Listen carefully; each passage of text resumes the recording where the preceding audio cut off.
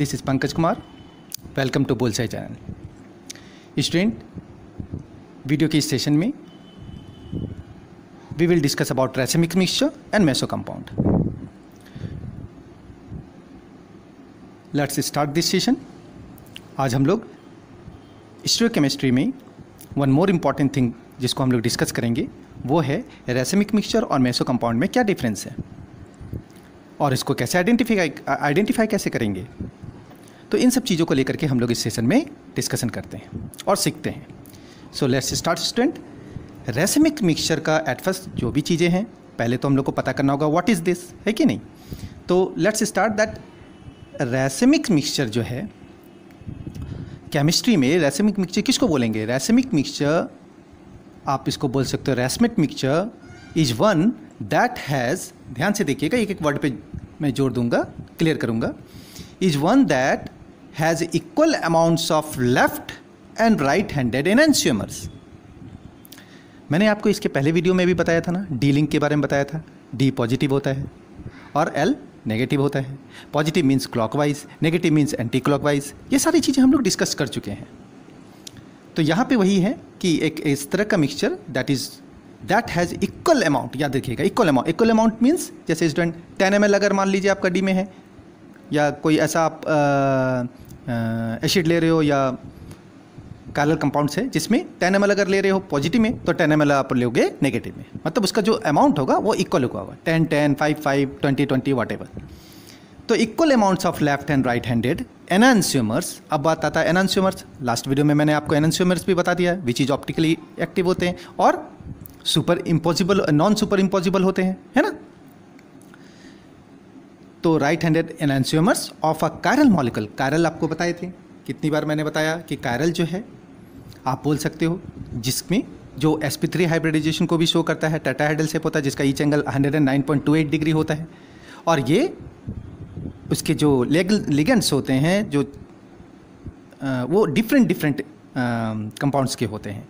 Like आपको बता देते हैं कि जैसे एग्जांपल आप इस टाइप के एग्जांपल में भी देख सकते हो। देखो यहाँ CH3 है, यहाँ क्लोरीन है, यहाँ C2H5 है, यहाँ सारे अलग अलग होते हैं। That is called chiral molecule. So right handed enantiomers of a chiral molecule which can not rotate PPL। PPL means क्या है? तो PPL बोलते हैं प्लेन पोलराइज्ड लाइट को, जो ऑप्टिकली इनएक्टिव और इनएक्टिव चीज़ों को रोटेट और डू नॉट रोटेट के प्रोसेस से होकर के गुजारता है, जस्टिफाई करवाता है। जो ये जस्टिफाई कराता है कि अगर प्लेन पोलराइज्ड लाइट रोटेट हो रही है दैट मीन्स कि वो ऑप्टिकली एक्टिव है, और जब रोटेट नहीं हो पा रही है तो वो ऑप्टिकली इनएक्टिव है ड्यू टू म्यूचुअल कैंसिलेशन। अब पूरे डेफिनेशन को मैंने तोड़ कर बताया, पूरी डेफिनेशन को फिर से समझिए। In chemistry a racemic mixture और racemate mixture is one that has equal amounts of left and right handed enantiomers होता है, जो एक कायरल मॉलिक्यूल्स होता है, विच कैन नॉट रोटेट, जो रोटेट नहीं कर पाता है प्लेन पोलराइज्ड लाइट को due to mutual cancellation. Whereas meso compound क्या है स्टूडेंट? ये ऐसे आइसोमर्स होते हैं जो ऑप्टिकली इनएक्टिव होते हैं। देखिए ये ऑप्टिकली एक्टिव है, ये ऑप्टिकली इनएक्टिव है ड्यू टू इंटरनल कंपेंसेशन। इसमें एक्सटर्नल कंपेंसेशन होता है स्टूडेंट। रैसिमिक मिक्सचर को अभी मैं एक एग्जांपल दूंगा, उसमें बताऊंगा कि रैसिमिक मिक्सचर में एक्सटर्नल कंपेंसेशन होता है, whereas meso compound isomers में इंटरनल कंपेंसेशन होता है। कैसे? तो देखिए इसको एक एग्जांपल से समझिए। जैसे मैंने एक एग्जांपल लिया, ये देखिए CH3 है, ये कायरल एटम है, कार्बन का हो गया, ये C2H5 है, ये Cl है, और ये वेज पोजीशन पे, डैश पोजीशन पे हाइड्रोजन है, वेज पोजीशन पे Cl है।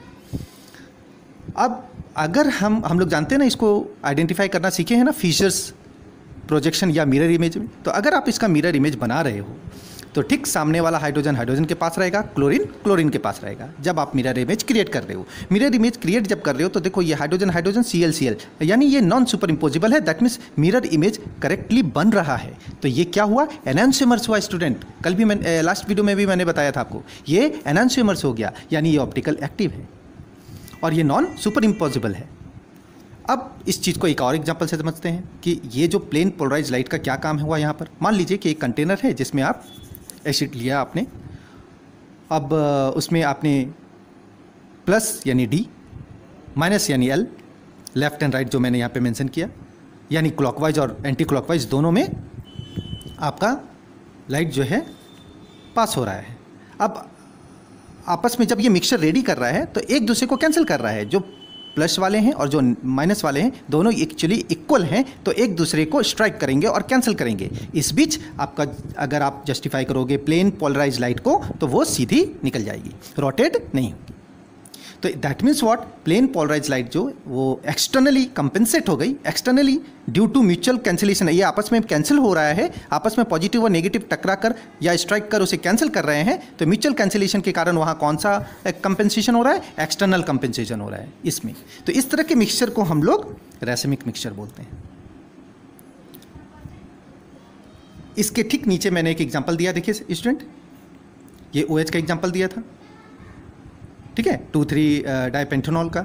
इस एग्जाम्पल में ये क्या एग्जाम्पल है, तो ये एक तरह का मेसो कंपाउंड आइसोमर्स हैं। इसमें देखिए ये आइडेंटिकल है, OH आइडेंटिकल है, इसमें कोई आइडेंटिकल नहीं है, ये दोनों आइडेंटिकल है। दैट मीन्स इस तरह का आइसोमर्स में इंटरनल कंपेंसेशन होता है और ये इनएक्टिव होते हैं और डू नॉट रोटेट PPL। तो दोनों में मेन डिफरेंस क्या हुआ स्टूडेंट, कि रैसमिक मिक्सचर जो है वो ड्यू टू म्यूचुअल कैंसिलेशन में एक्सटर्नल कंपेंसेशन के कारण बनता है, वेयर एज मेसो जो है वो ऑप्टिकली इनएक्टिव होता है और इंटरनल कंपेंसेशन के कारण बनाता है। तो ये एग्जाम में पूछे जाते हैं स्टूडेंट। आप लोगों ने, मैं आपको बताया था कि रैसमिक मिक्सचर से रिलेटेड, मेसो कंपाउंड से रिलेटेड ये जो वर्ड आ रहे हैं, ईच एंड एवरी वर्ड को मैं आपको with the help of example explain करूँगा। सो इस वीडियो को बनाने का माध्यम मेरा यही था कि आप लोगों को रैसमिक और मेसो दोनों के बीच का डिफरेंस समझ में आ जाए। I hope student